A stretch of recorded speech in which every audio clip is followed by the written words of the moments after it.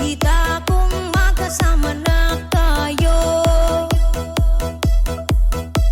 Naiinis ako't nasisira ang araw ko,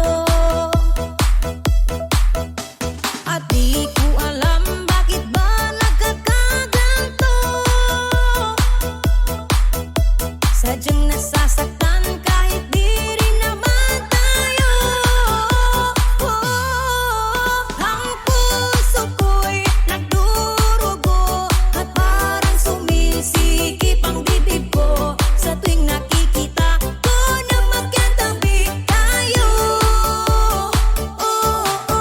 Kahit di naman tayong dalawa, ay lagi na lang pinagseselosan siya. Bakit ba siya at bakit di na lang ako?